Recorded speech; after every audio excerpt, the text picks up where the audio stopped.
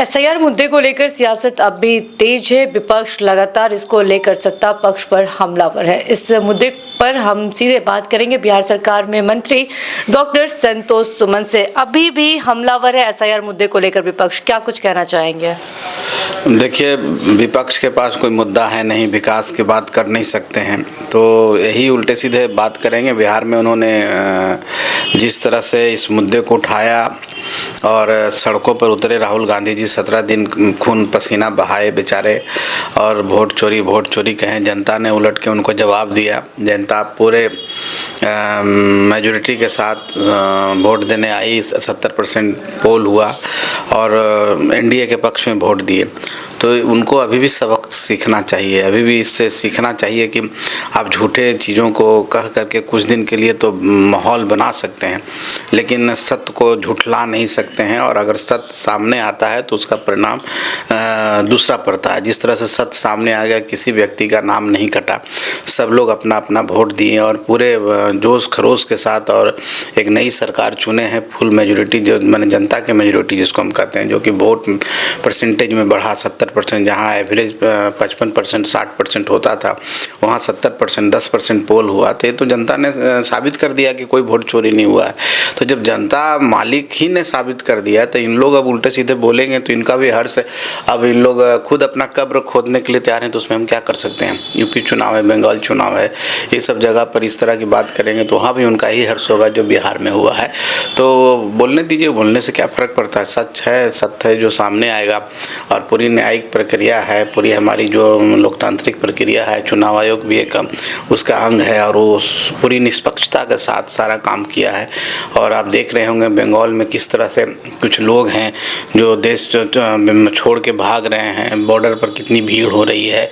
तो जो गलत लोग हैं, जिनका यहाँ के नहीं है, उनका नाम अगर है तो कटेगा ही एसआईआर, तो इसके लिए ही किया ही गया है। तो लोकतंत्र को बचाने के लिए, लोकतंत्र को मजबूत करने के लिए प्रक्रिया है। और जो लोग देश से प्रेम नहीं करते हैं, देश को कमज़ोर करना चाहते हो, इस तरह की बातें करते हैं। बंगाल चुनाव सर पर है और ऐसे में 25 लाख लोगों का लिस्ट में नाम गलत सामने आ रहा है।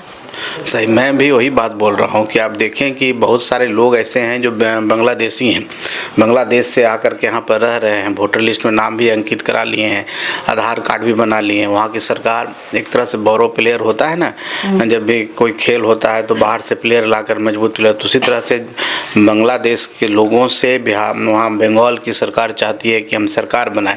तो लेकिन सत्य जब सामने आ रहा है, जब उन लोग पकड़े जा रहे हैं, उन लोग भाग रहे हैं, तो वहाँ तो निश्चित तौर पर है कि जब उनका अपने खेलने की क्षमता नहीं और दूसरे प्लेयर को लाए, वो भाग रहा है, तो उनको तो परेशानी होगी ही। इसी बौखलाहट में, परेशानी में इस तरह की बात कर रहे हैं, लोकसभा में कर रहे हैं, आंदोलन करने की बात कर रहे हैं। लेकिन आप गलत चीज़ों के लिए आंदोलन कीजिएगा तो जनता तो दिख रही है, और जनता उलट के आपको जब न्याय करेगी तो आपको समझ में आ जाएगा। जो आंदोलन का इन लोगों ने ऐलान किया है, महागठबंधन ने एसआईआर मुद्दे को लेकर किया है, कांग्रेस करने जा रही है, तो क्या इसका असर बंगाल चुनाव पर देखने को मिलेगा पूरे तरह से? देखिए, आंदोलन एक बहाना है और हार से पहले एक भूमिका बनाई जाती है। वो जब हारेंगे तो कहेंगे कि मैंने कहा था ना कि वोट चोरी हुई है, मैंने कहा था ना कि एक गलत तरीके से चुनाव जीतेंगे, वही हुआ। तो एक बहाना बना रहे हैं, बहानेबाजी से कुछ नहीं होता। जनता के बीच में आप विश्वास पैदा कीजिए, संवाद स्थापित कीजिए। और इतने दिन से वहाँ सरकार है बंगाल में, ममता बनर्जी जी मुख्यमंत्री हैं, जनता का विश्वास खो चुकी हैं और अगली बार जनता उनको लाने नहीं जा रही है।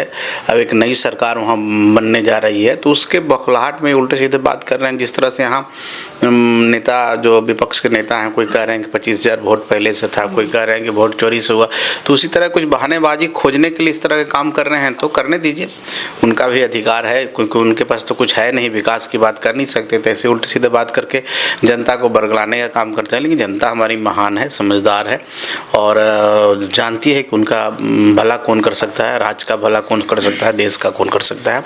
तो जनता अपने हिसाब से वोट करेगी, उनको बोलने दीजिए। विपक्ष लगातार ये आरोप लगा रही है कि हम पार्टी के 2 विधायक हमारे संपर्क में हैं। पता नहीं भाई, अब किसके बारे में बोल रहे हैं, कौन बोल रहे हैं भी मैं नहीं जानता। भाई वीरेंद्र, अब भाई वीरेंद्र जी तो बड़बोल हैं ही, बड़बोल के लिए जाने जाते हैं। कभी आप देखे होंगे कभी किसी के बारे में बोल दे रहे हैं, कहीं पर लड़ाई झगड़ा कर लेते हैं, और राजद का एक कल्चर ही है। अभी हाल में मैंने देखा कि एक विधायक है, उनके किसी एक कर्मचारी को थप्पड़ भी मारे हैं। तो उनका एक कल्चर है इस तरह की बात करना। लेकिन मैं भाई वीरेंद्र जी को बोल सकता हूं कि भाई वीरेंद्र जी हम में आ सकते हैं, लेकिन हम क्या कोई विधायक उनके पास चल जाए, ये क्षमता राजद में नहीं है ना भाई वीरेंद्र जी में।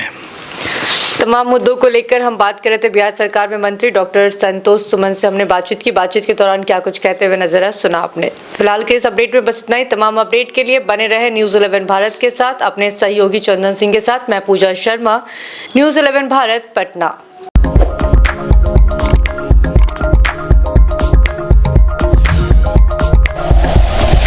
Like and share videos, subscribe करें हमारा चैनल और प्रेस करें बेल आइकॉन। न्यूज़ 11 भारत, सच है तो दिखे।